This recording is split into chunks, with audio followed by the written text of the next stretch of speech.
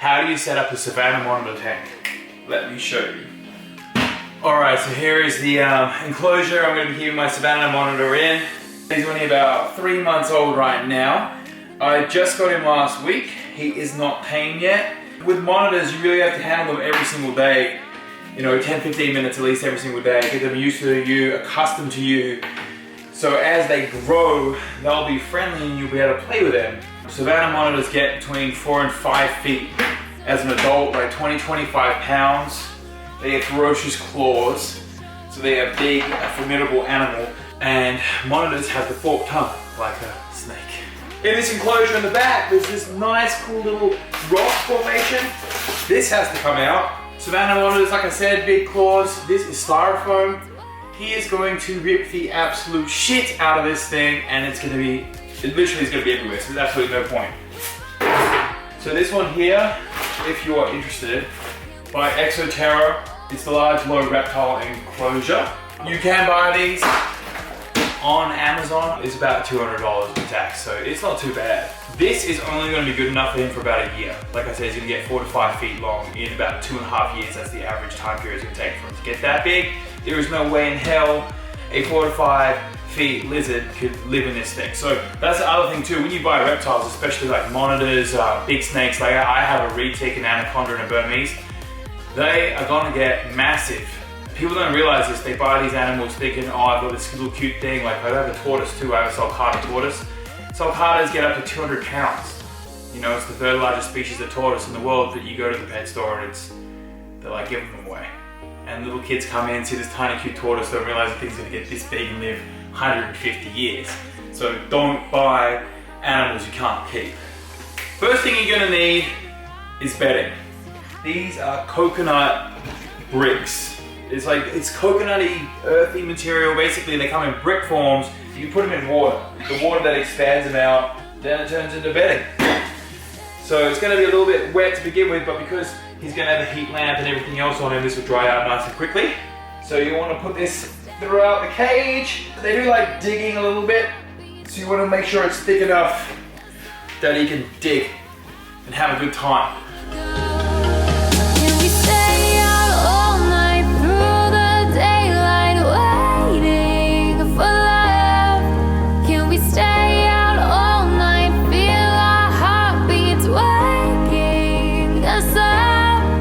This is what your hand should look like after you've done that step. All fixed. Now that the bedding is in, we need to set him up a hiding hole. So I bought him this cave. So let's see, we can just put this in here for now. This will be his cave. I'll give him enough for him to walk around. And then over here, I have a little log for him to climb up on. The reason for the log is on this side of the tank, above it, we're gonna have no heat and no UVB light. On this side of the tank, we're gonna have a heat lamp and a UVB lamp. That is because it's a basking area. Since they're cold-blooded, he does need to like warm himself up during the day.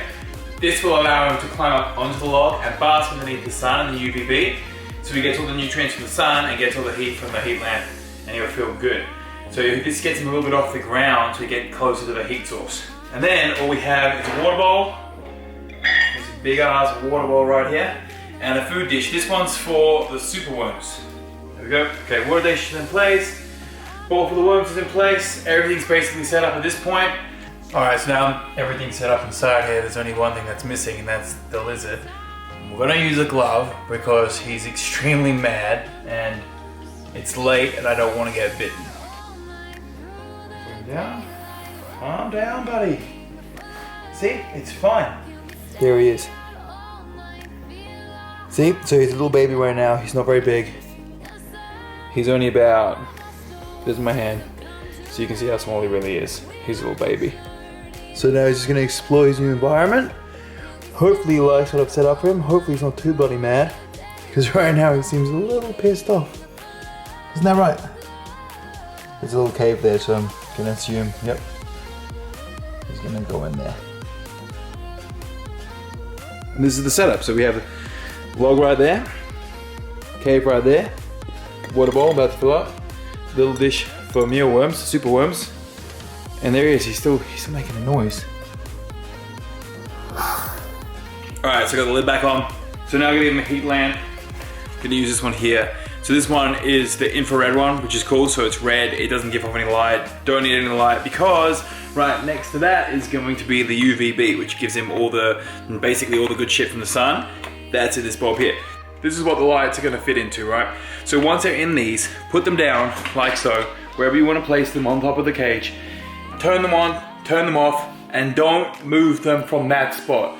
Because once this is hot, the filament gets super brittle and it breaks so easy and it will destroy the bulb. People make that mistake all the time. Don't move it. Got it? Good. Okay, there we have it. So we got the heat lamp, UVB shining down on his little log over there. Here we have his little cave, water bowl, food dish. Perfect.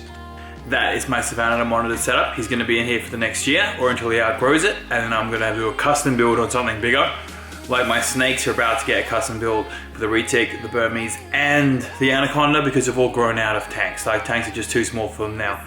And as far as diet goes for this little guy, right now while he's young like this, I'm feeding him crickets every single day, and I'm also feeding him super worms. That's a super worm. And if you don't know what a cricket is, go outside, have a look. And then this is calcium. I put this on his food every time I feed him. You basically just dust the crickets in this stuff. That works really well. You can't really dust these guys in it. It doesn't really work. And then I give him this stuff, which is like minerals for him. Reptivite, about once a week. So I put this on crickets as well instead of the calcium that day. And that's it. That's how you keep the Savannah monitor, how you set up the cage, and what you feed him. If you have any questions, write them down below and I'll try to get back to everybody. Cheers.